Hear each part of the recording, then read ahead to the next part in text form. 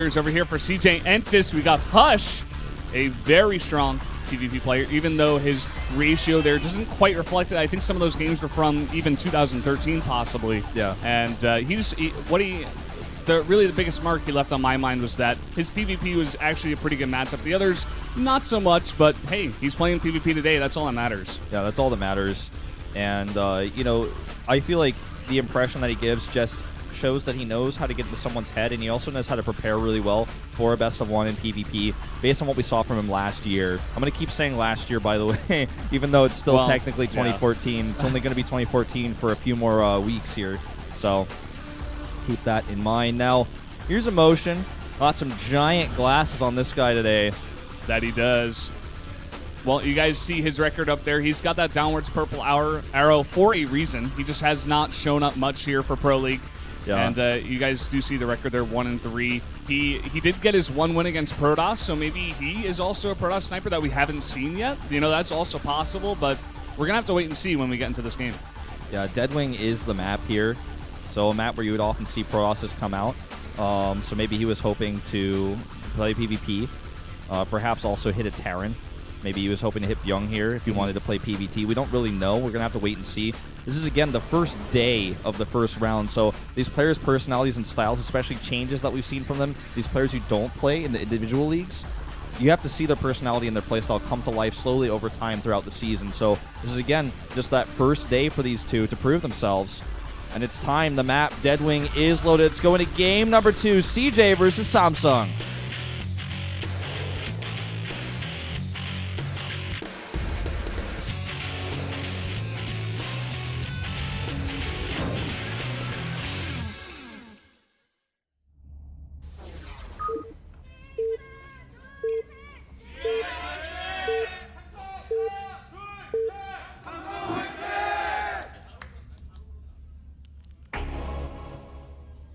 Up here in the top right in the red for CJ Entis, the Protoss player, it is Hush.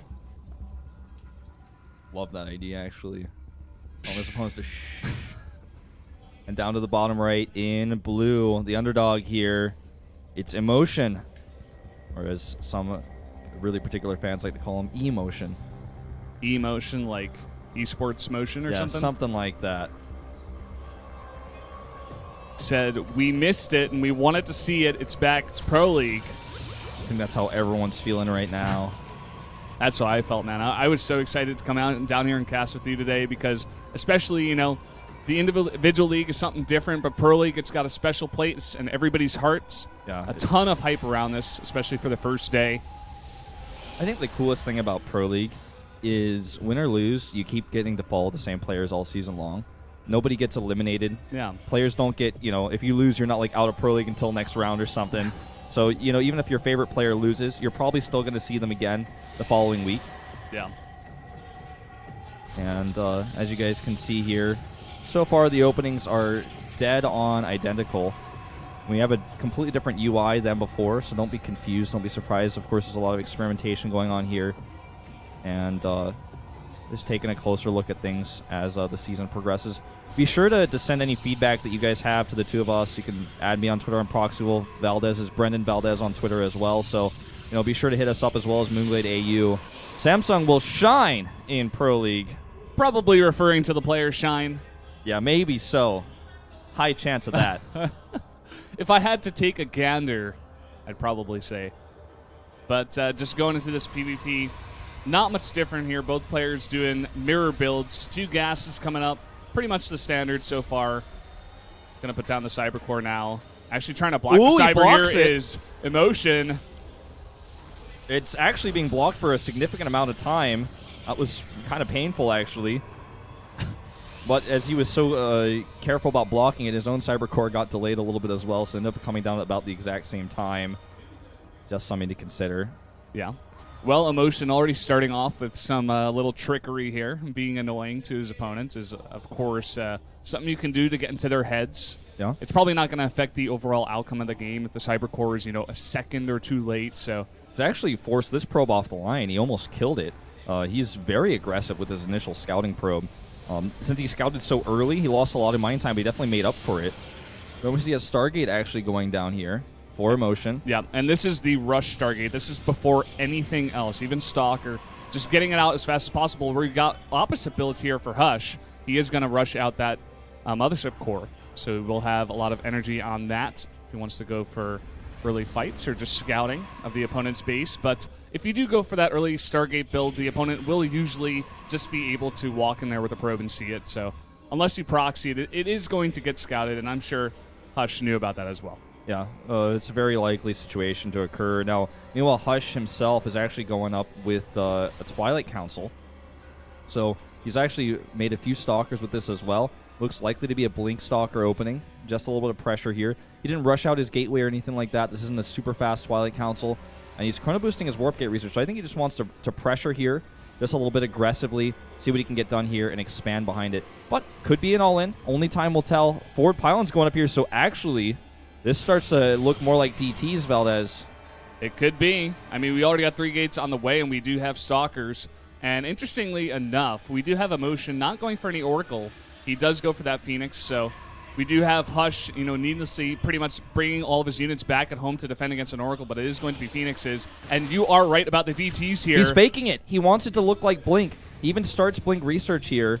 And I wonder if he'll as well, but he did not cancel it after he killed that probe. I wonder if he's going to leave it like that for just a second here, or if he's actually just going to Blink and DT. I mean, that's a huge commitment to gas in this research. The Blink may also just be a bit of a safety net against the Phoenixes. I guess he's going to keep it because he's chrono boosted it now twice.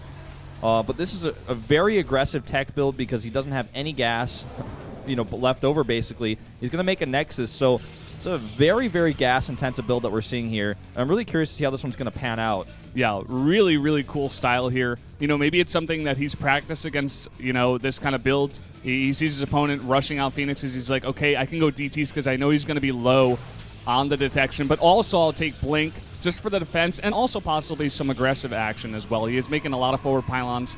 By the way, I just want to say, I'm getting goosebumps watching this first-person view. Oh, yeah, so sick. I am so happy they're finally doing this, by the way.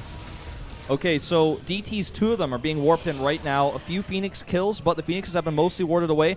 There is no detection whatsoever. He's making it immortal right now because he's scared of Blink Stalkers. Guess what? There aren't any. Okay, 2 sentries come in. He's absolutely going to need that force field here on the ramp. Let's see how quickly he reacts. Does he pay attention? Not quickly enough! And they get in. He's not even knowing He this doesn't yet. know. He doesn't know. He's going to kill the sentry, so more DTs can come in later. The first Immortal is about to pop, but he actually cues an Observer afterwards, so even longer here before he's going to have that Observer ready. So much mining time lost here, and he still doesn't have that Observer out, so he's just running around here as best as he can, trying to avoid losing probes, but so much lost mining time. Meanwhile, the Nexus is up and finished back at home. This is doing way, way too much damage. We do see back at home, like you did mention, that Nexus is up. And now that the detection is out, he did only make 2 DTs here, so he could even morph those into an Archon, maybe break up the ramp and blink up or something. Yeah, this is actually pretty cool because it messes with the economy, and if he's got a solid economy at home, he could continue to make Blink Stalkers and actually sort of pressure the natural, because the Phoenixes are annoying and they're going to harass a little bit, but it's not like they're going to be enough to force him to turn around with his attacking army. Especially with the Mothership core at home, with the ability to just use that Nexus Cannon. But undefended natural is going to cost him 2 probes, at least 3. Even a 4th one going down, and he flies away. Yeah, that's a lot of damage for just 2 Phoenixes. So not badly done here by eMotion. He does have his own Nexus up now, and he does have that Immortal tech. It's going to be very nice against, the Blink Stalkers that Hush kind of went into here. He didn't make too many Stalkers. He did get that Blink, though, so he is going to want to utilize that. Yeah, 7 Stalkers here. I think he might just try to burst down the Observer. Look at how he's positioned his Observer with those Blink Stalkers. He might actually try to burst his opponent's Observer down. Look at this! Oh, no! I called it, man. Now that Observer's gone, and DTs are going to go right in there on those probes, as well as potentially that Immortal, so he has that advantage. Look at this. Okay, good force field this time. And he's actually just going to target the Nexus down with Blink Stalker Micro. That Nexus is getting pretty low on shields already. So cool here. He actually forces that force field and then traps units up here. Tries to get some damage done on that Nexus. Unfortunately, is not quite enough, as the second Observer is out now. And, eMotion can actually try to use his Phoenixes here to possibly do a counter snipe. He does have those more mobile units there. But, of course, with his opponent having the blink, it is going to be pretty hard. He's just using them, it looks like, to go back to Hush's base and try to do some more harassment damage.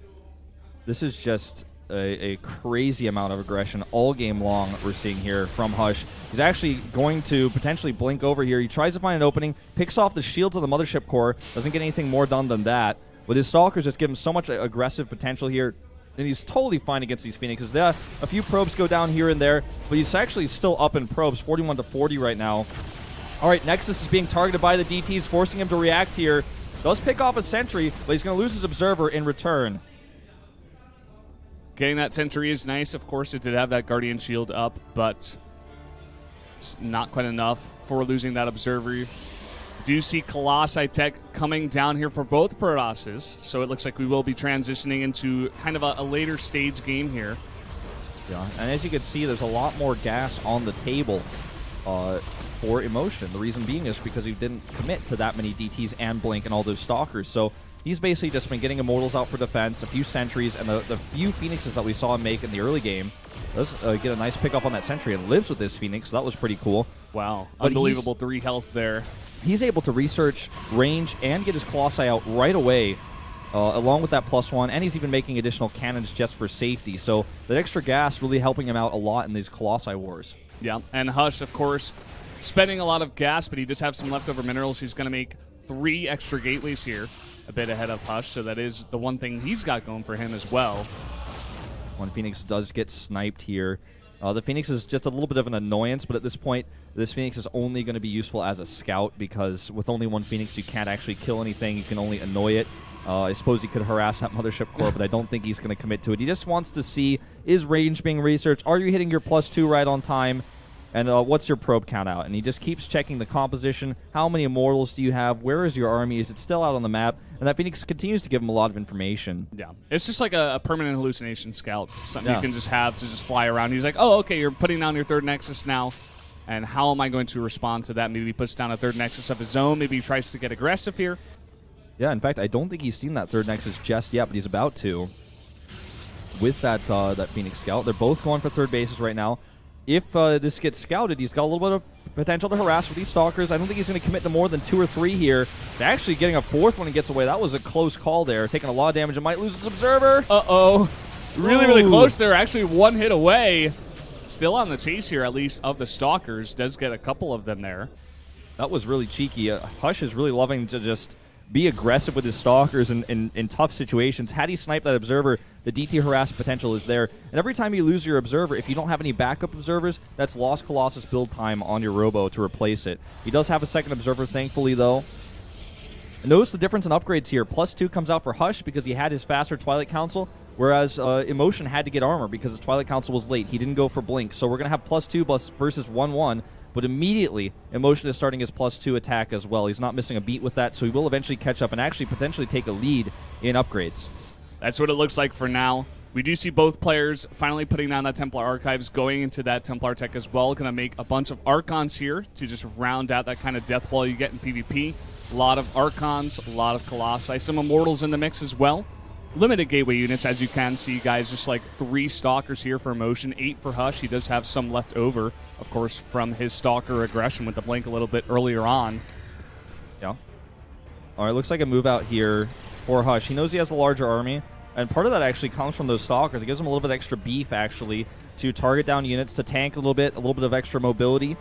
And as you can see here, he's 20 army supply up right now. Just, of course, that's changing with a few warp-ins.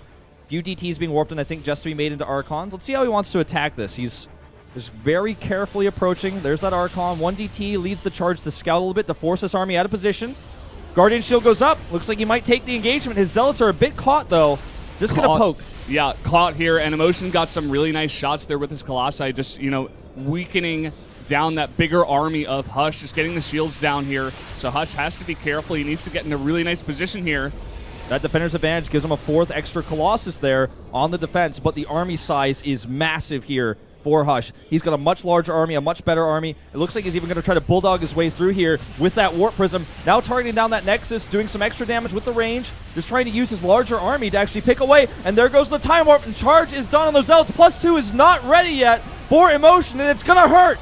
Oh, he's losing his Colossi. They're way out of position here. The tanking Zealots of Hush doing so well here. The Immortals of eMotion, though, doing some decent damage, but the 3 Colossi of Hush remain alive, and that damage from the back is just helping him win this fight so easily. Looks like that final Colossus of eMotion does go down as well, and Hush has taken this fight. He's even queued up a Matter Nexus here. And it looks like CJ is going to take that 2-game lead. MVP of this fight is, in fact, that Warp Prism. That Zealot Warp in from behind sealed the deal. With Zealots warping in right on top of the Colossi, there was absolutely nothing eMotion could do. And it was already against him when it came to army size. And that is going to be all she wrote here for game number 2. GG. Hush shores up another win here for CJ Entis. So far looking really strong. Hush again showing his mastery of the matchup. Just very well played overall, very solid. Pretty cool build from the beginning. We don't see that very too often. The Blink plus DTs. A ton of gas went into that, but he got a good enough lead. He was able to get that earlier Nexus because of it as well, and he just rode with that advantage. Rode it to the end, and eventually he had a bigger army. Took a very nice engagement there at the third base and won the game. Gotta say, who I saw in that game actually was not really Hush. I felt like I saw some remnants of Zest, like that confidence that you see in PvP where you're like, okay, he's got more units than me, but I'm still going to try to catch his Observer and blink back because I'm that confident that I can actually beat this guy. I'm so in the zone right now, and I'm just going to continue to use that confidence. He had no fear when it came to using that attack. He held position, his Colossi under fire briefly on that Nexus. It's very obvious that he's practicing this matchup so much, and I'm glad you mentioned that you see someone in him because I actually saw a bit of Hero in his play as well, and they're on the same team. They're practicing